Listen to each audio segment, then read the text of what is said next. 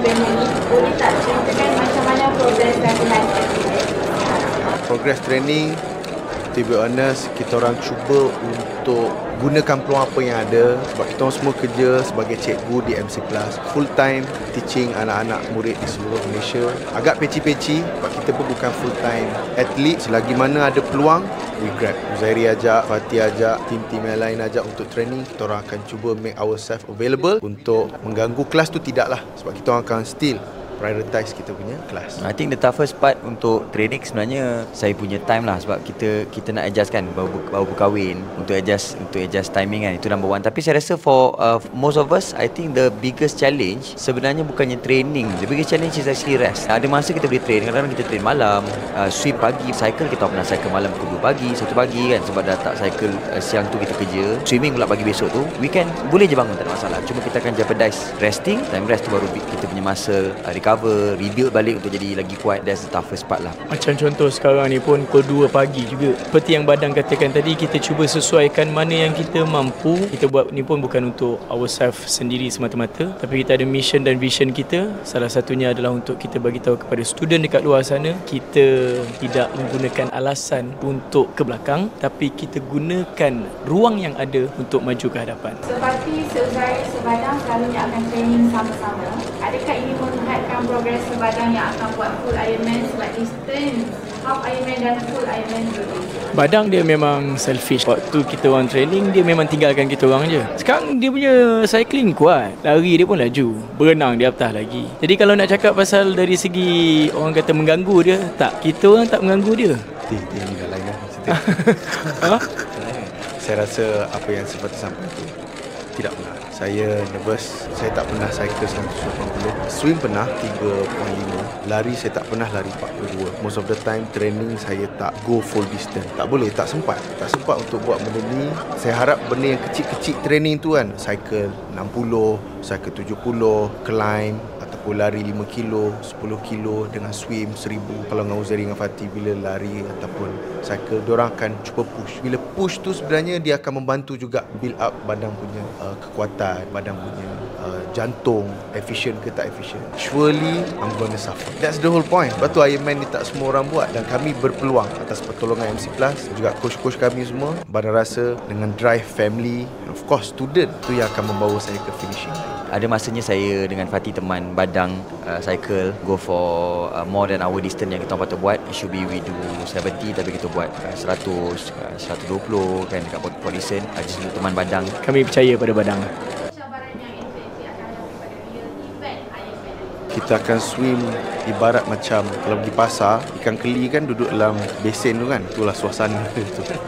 Suasana yang sangat kelang kabut, berpukul-pukul. Swim ni dia adalah contact sport bagi saya untuk Ironman, sebab dia tak ada lane, semua campur, full, relay, half, semua masuk sekali. Tu yang kena berjaga-jaga. Heart rate naik, boleh panik, tiba-tiba cramp. And cycle, saya rasa struggle yang mungkin saya akan hadapi adalah on the cycle dulu.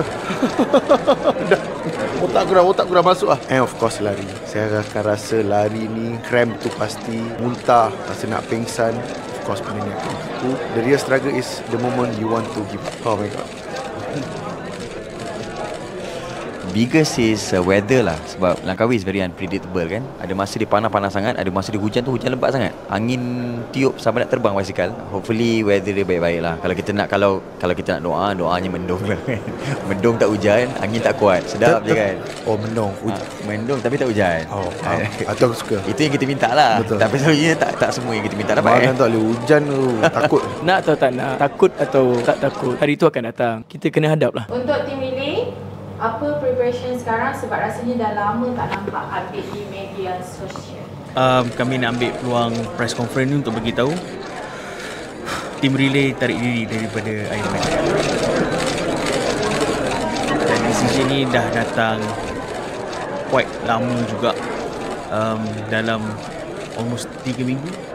Almost 3 minggu kami decide untuk tarik diri.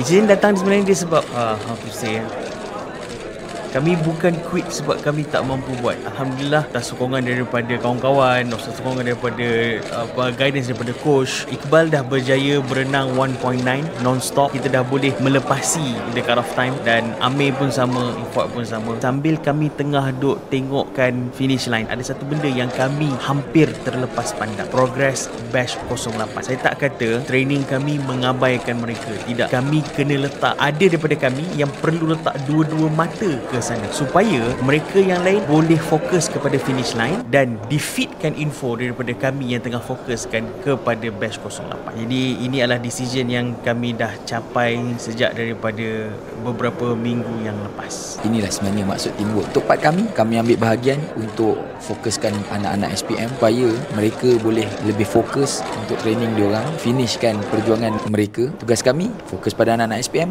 dan apa yang kami perlu feed pada kawan-kawan kami, kira kita ni team filter diorang lah kan. Banyak-banyak informasi, apa yang penting-penting tentang batch 08 ni kita terus bagi diorang. Siapa yang ada tengok episod 1 R2E, dekat dalam video tu, untuk saya personal, saya ada mention yang mana bukan hari race tu yang paling penting, progress nak pergi ke hari race. Alhamdulillah, progress sangat cun and boleh lepas, sangat boleh lepas. Macam saya sendiri, saya memang keep on training. Progress tu lah yang benda yang akan membentuk kita punya minda lah, in terms of apa yang kita dah start. Tapi priority lah, itu benda yang nak kena timbang tara tu lah. Dia dalam dunia ni semua perkara ada bayaran. Jadi kalau kami nak melintasi garis penamat Ironman tahun ni, bayaran yang perlu dibayar tu pada kami mungkin terlalu mahal, sebab bukan kami saja yang terpaksa bayar, maybe the whole team and maybe the whole batch 08 yang tengah belajar bersama dengan kami juga. Kami tak perlukan medal tu. Macam yang Ifat cakap, masuk Ironman ni pun dia adalah satu push factor untuk kami improve. Macam saya dah berjaya unlock berenang. Itu yang saya sangat-sangat teringinkan.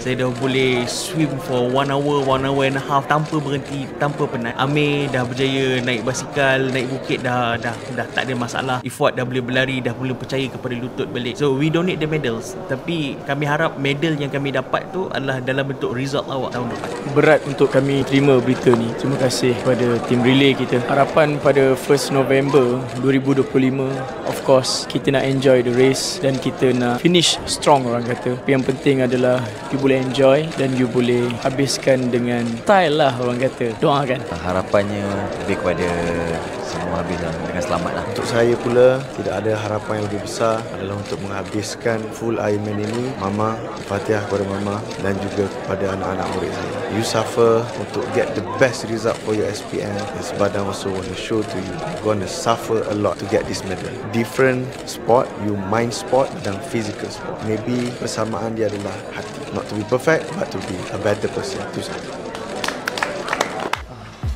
Melangkah dengan gagah menuju medan wira, semangat yakinkan menyela. Oh, bersama mencapai cita-cita, usaha dan berjaya demi nama bela.